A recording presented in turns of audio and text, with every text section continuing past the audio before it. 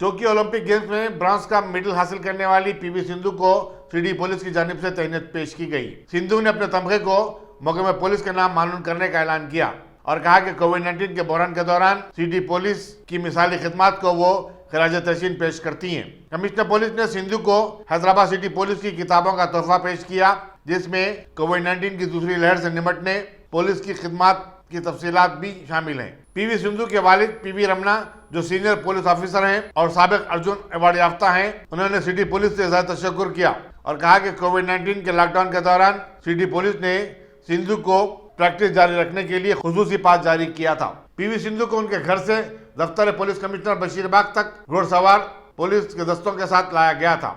Additional commissioner police शिखा गोयल ने गुलदस्ता पेश किया। Additional commissioner police traffic Anil Kumar के अलावा एसीपी रैंक और उसके ऊपर के तमाम सिटी पुलिस अफसर इस तकरीब में शरीक थे। रियासती वज़ीर सिनेमाटोग्राफी टी श्रीनिवास यादव ने रियासत में फिल्मी सनत के फरोग और उसे दरपेश मसाइल का हल दरियाफ्त करने के लिए एक जायजा इजलास बीआर के भवन में मुनक़िद किया। Chief secretary Somesh Kumar, principal secretary महकमे तलात और ताल्लुकात आमा अरविंद कुमार के अलावा मुख्तलिफ महकमों के अहदेदार और फिल्म इंडस्ट्री के नुमाइंदे भी इजलास में शरीक थे। వాళ్ళు కొన్ని రిప్రజెంటేషన్స్ ఇవ్వడం జరిగింది। ఈరోజు భారతదేశంలో రేపు హైదరాబాద్ సిటీ అనేది ఒక సినిమా హబ్ కింద తయారైంది మనందరికీ తెలిసిందే। అంటే ప్రతి సంవత్సరానికి 5,000 షూటింగ్స్ అవుతున్నాయి। అంటే మీకు రెగ్యులర్ షూటింగ్స్ కానీ పోస్ట్ ప్రొడక్షన్ కానీ టీవీ సీరియల్స్ కానీ ఒక 5,000 షూటింగ్స్।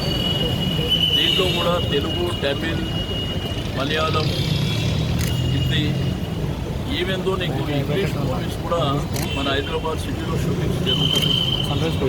అయితే వాళ్ళకు సంబంధించినటువంటి కొన్ని ప్రధానమైనటువంటి అంశాల మీద చర్చలు జరిగినాయి।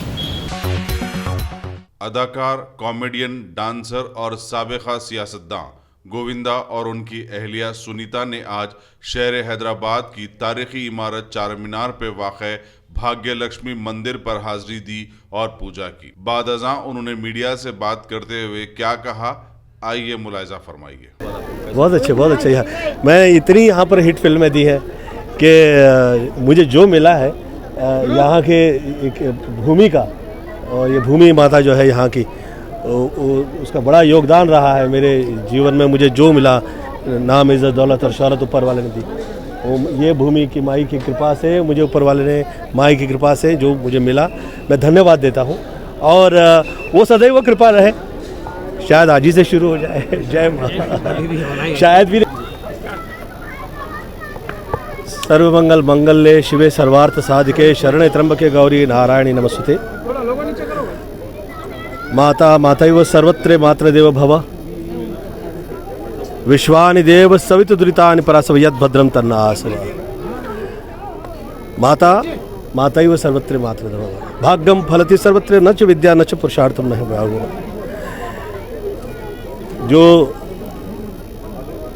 जीवन में मुझे मिला है, ऊपर वाले ने जो भी दिया है, वो सदैव माताओं की कृपा से मिला है, उन्हीं के आशीर्वाद से मिला है। और मेरी पत्नी सुनीता से ऐसा लगा कि वो आए, भाग्य लक्ष्मी से प्रार्थना करें, यहाँ पे आके पूजन करें, और यदा कदा यहाँ कहाँ कहीं भाग्य में किसी प्रकार के बंधन आए हों तो उससे हम लोग बाहर निकलें और मुक्त हों उससे, और उस कष्ट बाधा से दूर हो जाए वो, उसके लिए प्रार्थना और पूजा के लिए हम लोग यहाँ पर आए। और मैं उन सभी माताओं की प्रार्थना करता हूँ, ख़ास तौर पे मेरी माता जी आदरणीय निर्मला देवी जी, और जो गायत्री माँ की उपासना की और सास के रूप में मुझे सावित्री माँ की सेवा का अवसर प्रदान किया, तो मैं बहुत बहुत धन्यवाद देता हूँ सब माताओं का। और जो भाग्य मुझे ईश्वर ने और माताओं के वजह से प्रदान हुआ, उसकी वजह से मुझे इतना जो नाम, इज़्ज़त, शोहरत, दौलत ऊपर वाले ने जो दी है, उसके साथ साथ आगे इस प्रकार के कभी भाग्य में तकलीफ़ ना आए, कष्ट ना आए, बाधाएं ना आए, दुख ना आए, माता से प्रार्थना की है। जय माँ। अभी मैं जल्दी से फिल्में एक्सेप्ट नहीं करता हूँ, जैसे चाह रहा हूँ ऐसे मुझे योग, ऐसे ऊपर वाला मौके अता फरमाए या प्रदान करे माँ, तो मैं फिर करूँगा फिर फिल्में साइन। क्या आप महंगे इलाज से परेशान हैं और क्या आप दवाखाने के अखराजात बर्दाश्त नहीं कर सकते? तो आपके लिए वक्फ बोर्ड अपने जानिब से आपकी मदद के लिए आगे आ रहा है। IND टुडे के खुसूसी नुमाइंदे से वक्फ बोर्ड चेयरमैन मोहम्मद सलीम ने बातचीत करते हुए बताया कि ये इमदाद सिर्फ तेलंगाना के ज़रूरतमंदों और मुस्तहक़ अफराद के लिए है। उन्होंने बताया कि मुस्तहक़ अफराद सीधा तेलंगाना स्टेट वक्फ बोर्ड के दफ्तर वाक़े हज हाउस नामपल्ली पर एप्लीकेशन डाल सकते हैं। आइए सुनते हैं मज़ीद तफसीलात मोहम्मद सलीम से। पूरे इंडिया के बोर्डों में कोई भी ऐसा नहीं करे। हम जो है मंशा वक्फ के हिसाब से मैयत फंड को 5,000 रुपये देने का काम भी शुरू करें और अल्लाह के करम से कई लोग उससे इस्तेफादा उठा रहे हैं। और अल्लाह का करम ये है कि अभी हम लोग जो है cancer patient, liver, heart, covid, जल गए तो एक्सीडेंट हुआ तो कुछ भी किडनी का प्रॉब्लम है, कुछ भी है तो हम लोग 10,000 भी दे रहे, किसी को 25,000 दे रहे, किसी को जो भी जैसा जैसा है वैसा हम लोग ये कर रहे हैं। और वक्फ बोर्ड में आप डायरेक्ट आके एप्लीकेशन देना है, हमारे PA को दीजिए, हमारे यहाँ इन्वर्ट में दीजिए, यहाँ दीजिए या मेरे को डायरेक्ट दीजिए। मैं भी 11 बजे के बाद रहता हूँ क्योंकि ये काम करना ज़रूरी है। जो भी लोग वक्फ करके गए गरीब आवाम को मदद करना बोल के, उसी तरीके से हम लोग जो है ये KCR साहब की गवर्नमेंट आने के बाद हम लोग ये काम शुरू कर दिए। बिल्स पूरे जो दवाखाने के क्या क्या है, क्या बीमार है, क्या है, पूरे उसके रिपोर्ट्स पूरे यहाँ पर एप्लीकेशन के साथ लगा के या दीजिए, हमारे PA को दीजिए या इन्वर्ट में दीजिए या डायरेक्ट मेरे को दीजिए। आप हम इंशाल्लाह ताला उसकी इंस्पेक्टर से रिपोर्ट लेके इमीडिएट सेंक्शन कर देते। खाली तेलंगाना स्टेट के ही, ये स्टेट के हद तक ही है। मैं सलीम साहब के पास आया था कुछ इमदाद के, मेडिकल इमदाद के लिए। इमदाद मेरा काम हुआ वक्फ बोर्ड से। बहुत बहुत शुक्रिया सलीम साहब का। चेयरमैन मोहम्मद सलीम भाई के पास आई थी मेरी मदद के लिए, मेरी बच्ची के वास्ते 1.5 लाख बोल रहे डॉक्टर साहब तो नहीं तो सलीम भाई दिए। मेरी बहुत बहुत शुक्रिया चेयरमैन सलीम भाई। हुकूमत तेलंगाना 15 अगस्त के बाद तालीमी इदारों को दोबारा खोलने पर गौर कर रही है। महकमा तालीम ने सिलसिले में हुकूमत को एक रिपोर्ट पेश की है जिसमें दूसरी रियासतों में तालीमी इदारों की दोबारा कुशादगी की पॉलिसी की मिसाल पेश की गई है। रिपोर्ट में यह भी बताया गया कि पड़ोसी रियासत आंध्र प्रदेश में भी 16 अगस्त से तालीमी इदारों को खोलने का फैसला किया गया है। हैदराबाद की मेयर जी विजयलक्ष्मी ने श्री राम नगर कॉलोनी बंजाराइल में कोविड-19 वैक्सीन के टीके अंदाजी की मोबाइल वैन का मुआयना किया। उन्होंने वहां मौजूद डॉक्टरों से टीके अंदाजी की मुहिम के बारे में मालूमात भी हासिल की। कांग्रेस की रुकन असम्बली सीता अक्का और साबिक मरकजी ममलकती वजीर बलराम नायक ने TRS हुकूमत पर हुजूराबाद के ज़िमनी चुनाव को बिगाड़ का मसला बनाने का इल्जाम आयद किया और कहा कि इस डिसीज पर कामयाबी के लिए वो दलितों को अपने फरेब के जाल में फांस रही है। दलित बंधु स्कीम भी इसी का एक हिस्सा है। एक प्रेस कॉन्फ्रेंस से खिताब करते हुए कायदीन ने कहा कि रियासत में दलितों के साथ इंसाफ किया जाए, उनकी अराज़ियात वापस कर दी जाए तो ये दलितों की सबसे बड़ी खिदमत होगी। उन्होंने बताया कि हालिया अरसे में पुलिस के मजालिम और लाकअप अमवात में भी इजाफा हुआ है और इसका निशाना दलित अफराद ही बने हैं। इस मौके पर तेलंगाना प्रदेश कांग्रेस कमेटी के तर्जुमान ए दयाकर, SC सेल के सदर नशीन प्रीतम और ST सेल के नायक भी मौजूद थे। नेहरू जूलॉजिकल पार्क में मंगल को वर्ल्ड लाइन डे मनाया गया। इस मौके पर ड्राइंग के मुकाबले मुनक़िद किए गए जिसमें 50 से ज़ायद नौजवानों ने हिस्सा लिया। क्यूरेटर VVL सुभद्रा देवी ने बताया कि नेहरू जूलॉजिकल पार्क जंगली जानवरों के तहफ़्फ़ुज़ और उसके बारे में अवामी शऊर की बेदारी के लिए हमेशा आगे रहा है। उन्होंने ड्राइंग के मुकाबलों में हिस्सा लेने वालों में इनामात भी तकसीम किए। साबिक वज़ीर जंगलात जोगू रमना ने कांग्रेस और बीजेपी में साजबाज का इल्जाम आयद किया और कहा कि आदिलाबाद के अंदरवली में मुनक़िदा डंडोरा प्रोग्राम इसका सबूत है। उन्होंने बताया कि कांग्रेस के रियासती सदर रेवंत रेड्डी ने पीर के जलसियाम से कबल आदिलाबाद के बीजेपी रुकने पार्लियामेंट से मुलाकात की। जोगी रमना ने कहा कि TRS रेवंत रेड्डी की बदजुबानी को मजीद बर्दाश्त नहीं करेगी। दलित लोगों के लिए ये करेंगे वो करेंगे बोले तो हम यही कांग्रेस पार्टी से डिमांड करना चाह रहा हूँ। रेवंत रेड्डी से मैं डिमांड करना चाह रहा हूँ, पहले तो तुम माफ़ी चाहना था। हम तुम्हारे को 1981 में 81 में हम लोग हमारा सरकार जब आदिवासी के ऊपर जो सरकार का दमनकांड हुआ, जो फायरिंग हुआ, वो फायरिंग में मरे से लोगों को आत्मा शांति के लिए बोल के वो लोग बोलना तो नहीं बोले। और कांग्रेस पार्टी वहाँ मीटिंग लगाने का हक भी नहीं है। अरे भाई तुम लोग उस लोगों को हत्या करके मार डाल के अभी क्या बोलते, जब वो अधिकारी करे मगर हम नहीं करें। अधिकारी किसका बात सुनता? सरकार का जो हुकूमत रहता, वो हुकूमत में वो लोग हुकुम क्या बोलते, वो हुकुम को वो लोग मानना पड़ता। पर ऐसी है कांग्रेस, उस वास्ते रेवंत रेड्डी का इससे पहले भी चैलेंज करे थे, तुम वहाँ आने का नैतिक हक भी तो आप लोग नहीं है। और आप लोग आदिलाबाद डिस्ट्रिक्ट के अंदर कोमरम भीम जोड़न घाट के लिए भी आप लोगों का कभी भी वहाँ वर्धंत के दिन नीचे जो हट्टी में पूजा करके वापस आते थे, पूरा पुलिस पहारा रख के कोई भी एक आदिवासी कोई लीडर जाके वहाँ कोई श्रद्धांजलि घटित नहीं करते थे। पर तेलंगाना हुकूमत आने के बाद केसीआर सरकार ने पूरा साहबी मुख्यमंत्री केसीआर साहब 2 जून को सीएम बनने के बाद सितंबर महीने में आके फर्स्ट मुख्यमंत्री वहाँ आके श्रद्धांजलि घटित करके 25 करोड़ रुपए से म्यूजियम बनाए।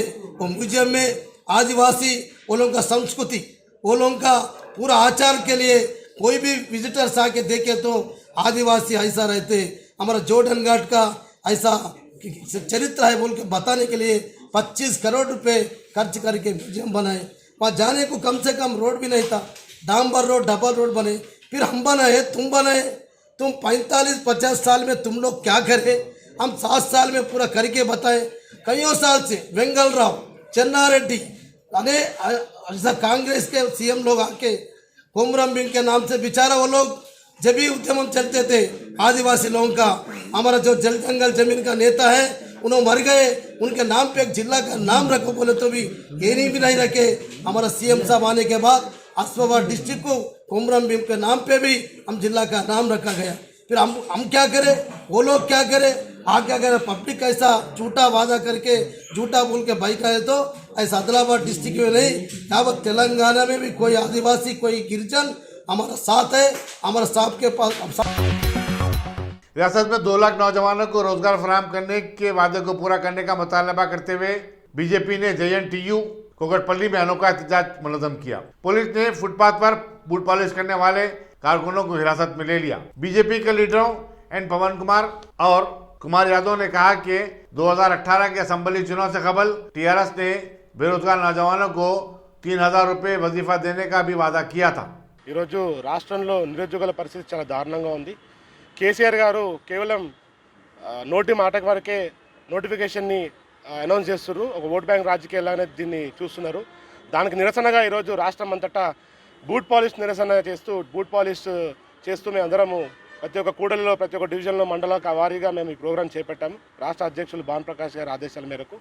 దాన్ని కూడా ఈరోజు పోలీసులు ఈరోజు దాన్ని శాంతియుతంగా చేస్తామన్నా కానీ మమ్మల్ని అవకాశం ఇవ్వకుండా మమ్మల్ని ఇబ్బంది పెట్టి ముందస్తు అరెస్టులు చేయడము, మళ్ళీ ఇక్కడ పోలీస్ స్టేషన్ తీసుకొచ్చి ఇక్కడ మమ్మల్ని అరెస్ట్ చేయడం చేస్తున్నారు। ఇదేది పద్ధతి కాదు, ఏది కరెక్ట్ కాదు। ఎందుకంటే ఒక నిరసన వ్యక్తం చేస్తున్న ప్రతిపక్షంలో ఉన్న నాయకులను కూడా ఇట్లా ఇబ్బంది పెట్టడం ఏమాత్రం సబబు కాదు, ఏమాత్రం ఇది రాజ్యాంగానికి మంచిది కాదు। సో మేము పోలీస్ మిత్రులకి అలాగే కేసీఆర్ గారికి విన్నవించేది ఏంటంటే, మీరు చెప్పిన నోటిఫికేషన్స్ నోటి మాటకే కాకుండా నిజంగా ఇంప్లిమెంట్ అయ్యే విధంగా మీరు చర్యలు చేపట్టాలని మేము కోరుతున్నాము। అలాగే నిరుద్యోగ సమస్య గురించి మీరు ఏ విధమైన ప్రణాళికలు చేపడుతున్నారో, ముందస్తు పాలసీలు ఏంటి వాటి గురించి కూడా మీరు చర్చించాలి। అలాగే సెంట్రల్ గవర్నమెంట్ కూడా చాలా స్కీమ్స్ తీసుకొచ్చింది, వాటిని కూడా ఊసుకున్నా ఎక్కడ కూడా దాన్ని ఇంప్లిమెంటేషన్ లేదు, దాని గురించి డిస్కషన్ లేదు। స్కిల్ డెవలప్మెంట్ సెంటర్లు కానీ లేకపోతే వృత్తి విద్యా కేంద్రాలు కానీ ఎలాంటివి కూడా దాని డెవలప్మెంట్ గురించి కూడా ఆలోచన చేయట్లేదు। అసలు రాష్ట్రంలో అధికారంలోకి వచ్చి రాష్ట్రం ఏర్పడి అధికారంలోకి వచ్చి కూడా 7 సంవత్సరాలు అవుతుంది, అప్పటి నుంచి ఇప్పటిదాకా ఎలాంటి చర్యలు తీసుకోవట్లేదు। నిరుద్యోగ సమస్య గురించి కానీ ఏ సమస్య గురించి కానీ రాష్ట్రము అసలు దాన్ని ఓటు బ్యాంక్ రాజకీయాలు చేయడంలో బిజీ అయిపోయింది తప్ప ఎక్కడ కూడా దాని గురించి చిత్తశుద్ధి కనబడతలేదు। ఎలాంటి నోటిఫికేషన్ సంబంధించి కానీ దానికి ముందస్తు ప్రణాళికలు కానీ ఎలాంటివి కూడా లేవు।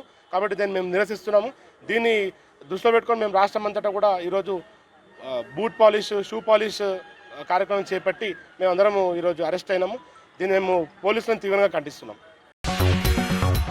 असम्बल हल्के कारवान के इलाके झिर्रा महबूब कॉलोनी में कोविड-19 वैक्सीन के दूसरे डोज की मुहिम का आगाज हुआ। मकामी सरगर्म मजलिसी कारकुन सैयद मुस्तफ़ा इसकी निगरानी कर रहे हैं। Deputy commissioner GHMC B Narasimha, health officer doctor Srikanth और दूसरे भी इस मौके पर मौजूद थे।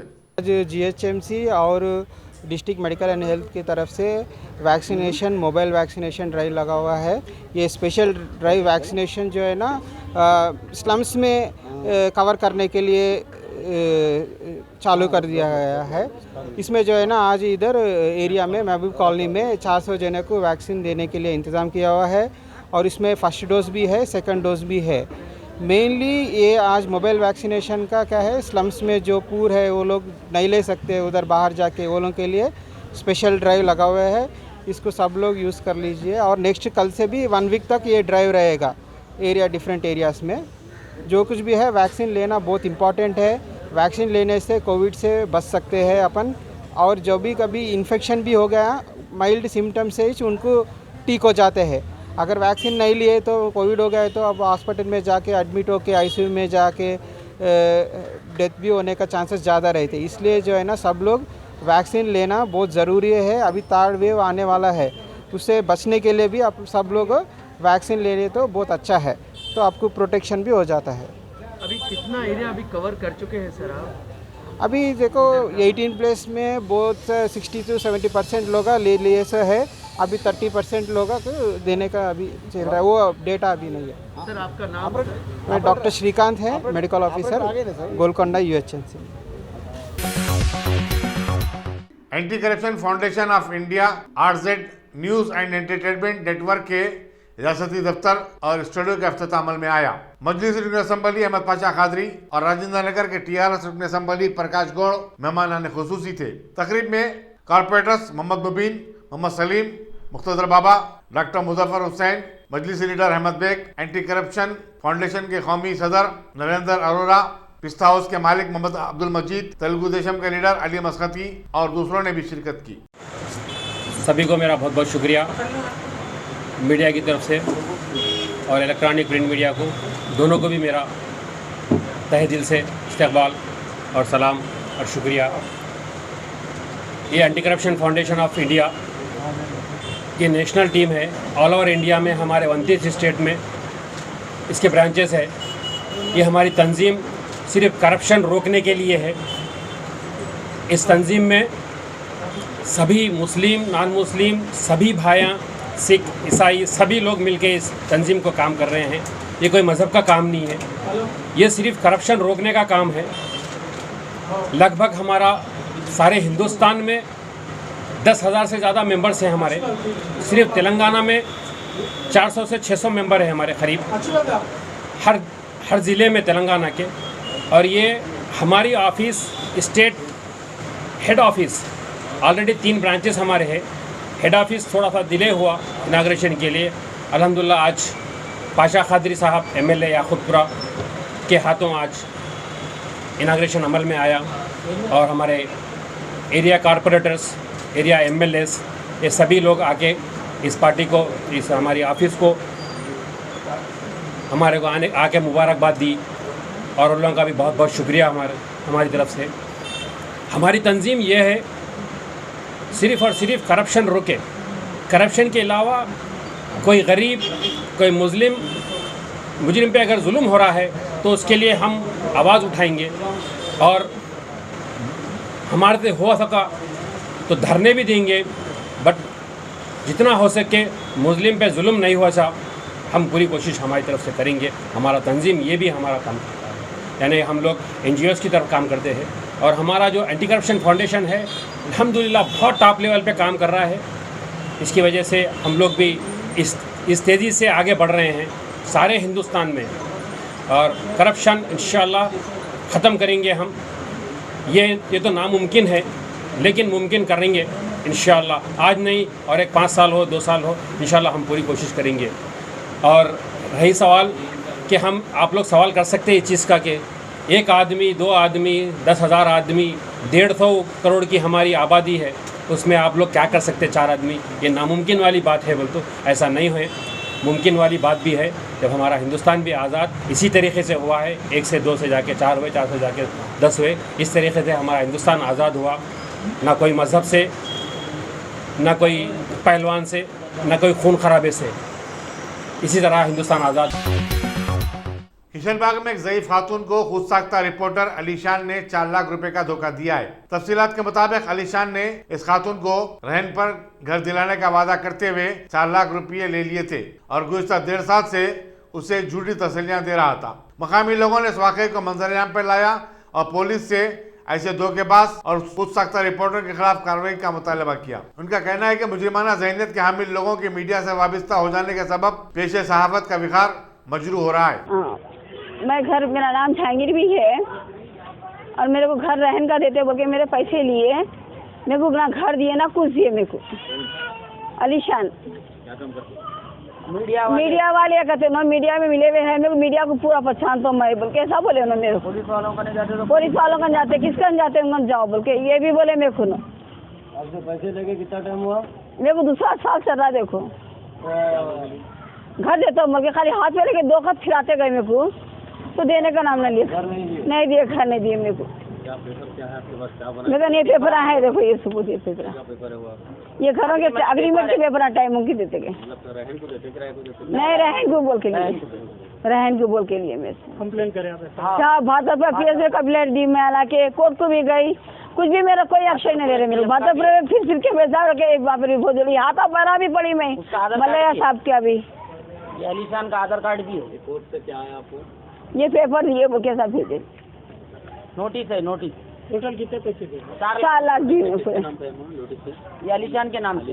हाँ, कोर्ट से नोटिस आने के बाद भी आपके हाथ में तो छोड़ती, मेरा पैसा मेरे को दिला दो, बर्खास्त हुए, कोई एक्शन ले रहे नहीं मेरे को। मैं तब फ्री में दीवानी की जगह पागल के नाम मेरे बच्चे मेरे को ये करते रहे, मेरे को नहीं वो तो मैं खुदकुशी कर लेती मैंने अलीशान के ऊपर में रख, मेरे पैसा दिला दो मेरे को बस। मेरे बच्चे घर से निकल जाओ बोले, चले जाओ बोले मेरे बच्चे में। मैं पहले ऑपरेशन ना कराओ पैर को, मैंने निशान को भी अलग पैरा उस्मानिया के दवाखाने के भी है कि नहीं, तो आप लो देख लो वो भी। तो मतलब बोल रहे क्या मांगते हो? आपको मकान चाहिए या पैसे चाहिए? मेरे को पैसा दे दो, मैं मकान नहीं देता हूँ, बट्टे पास है मेरे को घर उसका, मेरे को पैसा होना मेरे को। ये किशनबाग हुकूमत और पुलिस से क्या चाह रहे हैं? मेरे को पैसा होना, मैं कुछ भी नहीं होना, दूसरा इंसाफ होना भाई आपका, बरखास्त, दूसरा कुछ भी नहीं चाहती मैं। तो आपके हाथ जोड़ रहा तो जोड़ती मैं बरखास्त में, कुछ भी ना, मेरा पैसा होना बरखास्त में, कुछ भी नहीं। मौसम खान साहब का नहीं भी होंगे ना पैसे? टाइम दे, टाइम यहाँ से देखो अग्री मेरा टाइम देखे तो यहाँ तक दे, यहाँ ठहर गया पूरे को मैं उसी कर दिया है, क्या करूँ? हाँ देता हूँ बल्कि घर मेरे को। इतने झूठे इंसान जो मैंने समझी थी मेरे को ऐसा करते। फोन उठा रहे आपका? नहीं उठा रहे, रिसीव नहीं उठा रहे, फोन नहीं उठा रहे। फोन आप लंबा बिजा किस पे डाल दिए? बिजी पे डाल दिए लंबा, मेरे मेन लंबा बिजी पे डाल दिए मेरे। पुलिस ने कामाटीपुरे के 28 साल मोहम्मद वसीम अहमद को एक खातून नर्स की असमत रेजी और उससे शादी का वादा करके मुकर जाने के इल्जाम में गिरफ्तार कर लिया। पुलिस के मुताबिक मुलजिम उसके साथ दवाखाने में ही काम करता था। मुलजिम को अदालत में पेश करते हुए रिमांड करवा दिया गया। बोडपल में एक 8 साल लड़की पर अलमारी गिरने की वजह से वो फौत हो गई। बताया जाता है कि कीर्ति अपनी छोटी बहन के साथ मां लता के स्कूल को गई थी। लता इस स्कूल में आया का काम करती है। वो जब साफ सफाई के काम में मसरूफ थी तो ये दोनों लड़कियां खेलकूद में मसरूफ थे। अचानक उन पर किताबों से लदी एक लकड़ी की अलमारी गिर पड़ी। कीर्ति को करीबी दवाखाने को ले जाया गया, जहां वो इलाज के दौरान फौत हो गई। मेदीपल्ली पुलिस ने लाश को पोस्टमार्टम के लिए रवाना किया और मसरूफ तहकीकात है। जिले मेदक के वेल्दर्ती मंडल में जली हुई कार में एक शख्स की नाश दस्तियाब हुई।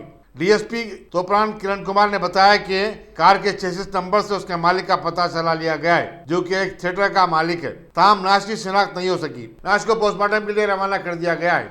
इंस्पेक्टर नरसापुर स्वामी गौड़ ने शुबा जाहिर किया कि नामालूम अफराद ने कत्ल के बाद नाश को कार के ट्रंक में रखकर आग लगा दी हो।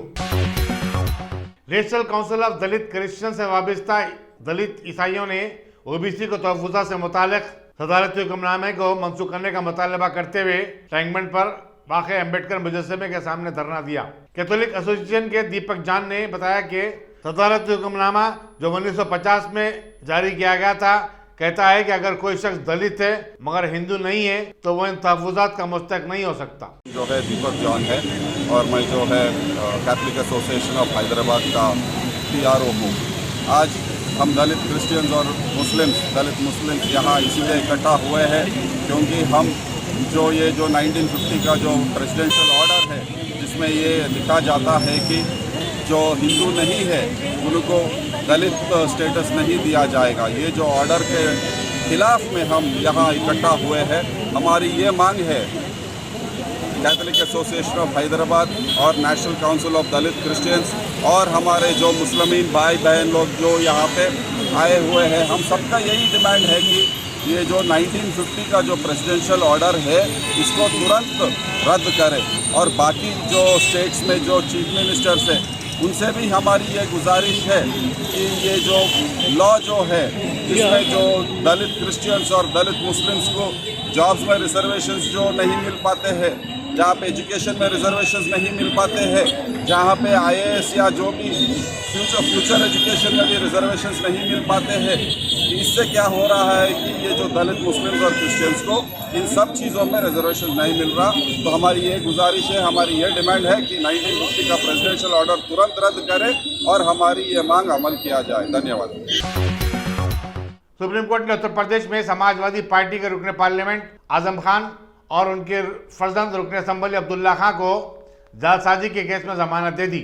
अदालत ने ताहम कहा कि ट्रायल कोर्ट केस के शिकायत कुनिंदा का बयान रिकॉर्ड करके इन दोनों को रिहा करे और इस अमल को 4 हफ्तों में मुकम्मल कर लिया जाए। वाज़ेह है कि इस केस में शिकायत कुनिंदा बीजेपी के आकाश सक्सेना है। आजम खान की रिहाई के बाद उत्तर प्रदेश में जहां आइंदा साल असम्बली के चुनाव होने वाले हैं, एक अहम तब्दीली मुतवक्को है। सदर मजलिस और रुकने पार्लियामेंट बैरिस्टर असद अवैसी ने लोकसभा में OBC लिस्ट में तरमीम से मुतालिक बिल पर मुबाहिस में हिस्सा लेते हुए कहा कि बीजेपी हुकूमत जो कल तक शाहबानू केस में अदालत के फैसले के खिलाफ कानून में तरमीम का कांग्रेस पर इल्जाम आयद करती रही, आज वो खुद वही करने जा रही है। उन्होंने बताया कि अदालत ने बार बार कहा कि तहफ़्फ़ुज़ात 50% से ज़ायद नहीं होने चाहिए, लेकिन हुकूमत अब अदालत की रूलिंग के खिलाफ जा रही है। मोहतरम जनाब चेयरमैन साहब, आपका बेहद शुक्रिया कि आपने मुझे एक अहम दस्तूरी तरमीमी बिल पर बोलने का मौका फराहम किया। मोहतरम चेयरमैन साहब, मैं आपकी जानिब से बरसर इख्तिदार जमात को मुबारकबाद देना चाहता हूँ कि आज उन्होंने जो दस्तूरी तरमीमी बिल को लाया है, आप शाहबानों के उस कानून के लाने के नक्श कदम पर चल रहे हैं। मुबारकबाद देता हूँ आपको और उम्मीद करता हूँ कि इसके बाद बरसर इख्तिदार जमात के ज़िम्मेदारों की ज़बानों से बार बार शाहबानों का जिक्र नहीं होगा, क्योंकि ये आपका दस्तूर में इस बात की इजाज़त है कि सुप्रीम कोर्ट अगर कोई फ़ैसला देता है तो सरकार को इस बात की इजाज़त है कि वो उस फैसले के ऊपर कानून बनाए, जो आपने किया। तो इसलिए मैं कह रहा हूँ कि आपने शाहबानों की रिवायत को बरकरार रखा, आपको मुबारकबाद। दूसरी बात यह है जनाब चेयरमैन साहब के बड़ी बड़ी बातें हुई कि OBCs के लिए सरकार है। मैं इसको डिस्पेल करता हूं, एक्सपोज करता हूं। ये सरकार OBCs के लिए नहीं है। क्यों नहीं है? National commission of scheduled caste, national commission of scheduled tribe जो है 338B में उनको जो इख्तियार दिया गया है वो प्लान एंड पार्टिसिपेट करने का। आप OBCs में NCBC करने के खाली एडवाइस करना, यहां पर प्लान और पार्टिसिपेट है ही नहीं। तो ये आपका एक्सपोज करता है आपकी हिपोक्रेसी को और आपकी मुनाफिकत को। दूसरी बात यह है कि रोहिणी कमीशन ने कहा कि 10% OBC 50% रिजर्वेशन को हासिल कर रहे हैं और 20% जाते हैं, इनको कुछ नहीं मिल रहा है। तो सब कैटेगराइजेशन क्यों नहीं कर रहे आप? अगर आप OBCs के लिए हैं तो उन मखसूस कास्ट के लिए आप हैं, आप तमाम OBCs के लिए नहीं है। ये आप ही का रोहिणी कमीशन ने आया है। तो सब कैटेगराइजेशन आप करेंगे नहीं करेंगे? तीसरी बात यह है कि सर ये कैसा बात है कि अगर रियासत तेलंगाना में जो मुसलमानों की बैकवर्ड कास्ट है उनको रिजर्वेशन मिलता है मगर सेंट्रल लिस्ट में उसका जिक्र नहीं होता। तो एक ऐसा कानूनी मैकेनिज्म बनाने की जरूरत है कि अगर किसी स्टेट और रियासत में वो ये तय करती है कि ये हमारे स्टेट की OBC है तो सेंट्रल लिस्ट में उसका रिफ्लेक्ट होना चाहिए। मिसाल के तौर पर बिहार में सुरजापुरी जात का जिक्र ही नहीं है सेंट्रल लिस्ट में, तो इसका हुकूमत करेगी नहीं करेगी। चौथी बात यह है कि आप क्यों डर रहे हैं, नरेंद्र मोदी की सरकार क्यों डर रही है? 50% को क्रॉस करिए ना। जब प्यार किया तो डरना क्या, तोड़ जाइए 50% को। क्यों 50% को डर रहे हैं आप? जो 50% है उनको 27%, जो 20% है उनको 50%। तो आपकी मोहब्बत ओबीसी से नहीं है, आपकी मोहब्बत उनके वोट से है। और आपका दिल उन 20% के लिए धड़कता है जिसके लिए आपने 50% तहफ़्फ़ुज़ रिजर्वेशन दी है। यह आपकी हकीकत है। पांचवी बात यह है स्पीकर साहब कि हम हुकूमत से मुतालबा कर रहे हैं कि प्रोएक्टिवली नरेंद्र मोदी की सरकार 50% सीलिंग को तोड़िए, निकलिए। आप क्यों नहीं करना चाहते? करने की जरूरत है, डेटा है, एम्पिरिकल एविडेंस है बैकवर्डनेस का। वो 50%, 27% कैसा दे रहे हैं, गलत है। छठी बात यह है कि सर ये एक सुनहरा मौका है कि आप इस तरह का कानून बनाइए, 50% लिमिट को क्रॉस करिए और ओबीसी समाज से सही मानों में इंसाफ करिए। सर एक और बात, आज ही के दिन 1950 10 अगस्त को प्रेसिडेंशियल ऑर्डर हमने निकाला था, बड़ा तारीखी दिन था, जिसमें हमने शेड्यूल कास्ट को रिजर्वेशन दिया। मेरा हुकूमत से मुतालबा है, मैंने कांग्रेस की हुकूमत थी वहां बैठता था मैं, आज यहां बैठकर भी तीसरी मर्तबा कह रहा हूं कि 1950 का प्रेसिडेंशियल ऑर्डर रिलीजन की बुनियाद पर बनाया गया, जो राइट टू इक्वालिटी के खिलाफ है, जो राइट टू इक्वालिटी के खिलाफ है। एक सुनहरा मौका आपके पास आया है कि उसको रिलीजन न्यूट्रल करिए। जब शेड्यूल कास्ट में हिंदू, बौद्ध और सिख आ सकते हैं तो दलित मुसलमान, दलित क्रिश्चियन क्यों नहीं आ सकते? सच्चर कमेटी गवर्नमेंट की कमेटी, उसमें जिक्र लिखा है। आप वो नहीं करना चाहते, आप नहीं करेंगे तो देख रहे उत्तर प्रदेश का अंसारी देख रहा है, उत्तर महाराष्ट्र के वो पसमानदा मुसलमान देख रहे हैं कि क्या तमाशा आप लोग करते हैं। यहां वहां चले आते हैं, वहां के यहां आते हैं और हम लोग बीच में फंसे हुए रहते हैं। सर छठी बात यह है, सातवीं बात यह है कि मैं हुकूमत से इस बात का मुतालबा कर रहा हूं कि 1950 प्रेसिडेंशियल ऑर्डर को रिलीजन न्यूट्रल किया जाए। अच्छा, ओबीसी की आपकी सरकार है, 89 सेक्रेटरीज हैं, कितने ओबीसी है बताइए? 89 सेक्रेटरीज में 5 अगस्त 2009 को एक भी ओबीसी सेक्रेटरी नहीं था, एक शेड्यूल कास्ट और 3 एसटी थे। मुबारक हो आपको, आपकी मोहब्बत यह है, डेटा कह रहा है, मैं नहीं कह रहा हूं, आप मुझे झूठ साबित कर दीजिए। अच्छा, सेंट्रल यूनिवर्सिटी में सर, सेंट्रल यूनिवर्सिटी में 51.6% ओबीसी के पोस्ट वैकेंट हैं। इसीलिए मैंने कहा कि आपको उनके वोट से मोहब्बत है, उनको जमीन से आसमान पर उठाने से आपको कोई मोहब्बत नहीं है। यह हकीकत है सर। और सर ये यहां पर बैठकर मैंने हमारे कांग्रेस के लीडर की तकरीर को सुना, शिवसेना वाले कह रहे हैं, एनसीपी वाले कह रहे हैं मराठा। भाई साहब, महमूदुर रहमान कमेटी की रिपोर्ट ने कहा था महाराष्ट्र में कि मुसलमान सोशली एजुकेशनल बैकवर्ड है, जो बॉम्बे की हाईकोर्ट ने उसको अपहेल्ड किया। और आप सिर्फ मराठाओं की बात करते हैं, मुसलमानों की बात क्यों नहीं करेंगे? वो 50 कास्ट जो मुसलमानों की बैकवर्ड है महाराष्ट्र में, वो देख रही है आपके इस तमाशे को और आपको एक्सपोज करके रहेगी। आप उनकी बात ही नहीं करते। मराठाओं को जरूर दीजिए, मगर आपके इस बड़े दिल में क्या उन गरीब मुसलमानों के लिए धड़कता हुआ दिल नहीं है कि हम सिर्फ भिखारी हैं, आपका वोट हासिल करेंगे, आपको नेता बनाएंगे, मुख्यमंत्री बनाएंगे, प्रधानमंत्री बनाएंगे और हमको क्या मिलेगा? इफ्तार की दावत और मुंह में खजूर, रिजर्वेशन नहीं मिलेगा हमको। ये कौन सा इंसाफ है सर? इसीलिए ये इनकी मुनाफिकत है, इसीलिए हम हुकूमत से मुतालबा करते। अच्छा, हैरत की बात यह कि सुप्रीम कोर्ट के जिस फैसले को ओवरकम करने के लिए यहां पर यह बिल लाया गया, सुप्रीम कोर्ट ने कह दिया कि मराठाओं के बारे में सोशली एजुकेशनल बैकवर्डनेस नहीं दिख रहा है। आप कैसे दिखाएंगे बताइए? ये महाराष्ट्र के 50 मुसलमान बरादरियां देख रही हैं।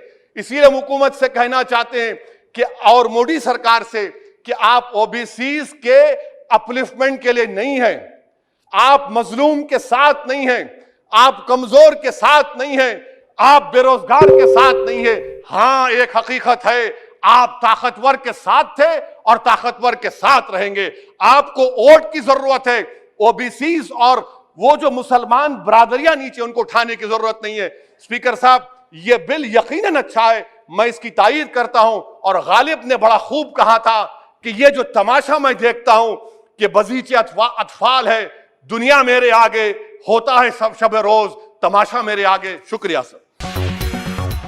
गुज़िश्ता 24 घंटों में हिंदुस्तान में कोविड-19 के 28,207 नए केसेस सामने आए। इस तरह मुल्क में इस मर्ज के मुतासरीन की जुमला तादाद 3,11,80,968 हो गई है। मरकजी वजारत सेहत ने बताया कि 147 दिन में पहली मरतबा कोविड-19 के केसेस में कमी देखी गई है। इसी मुद्दत में 373 नई अमवात हुई हैं। दूसरी तरफ कोविड-19 के वैक्सीन लेने वालों की तादाद अब 51,45,00,000 हो चुकी है।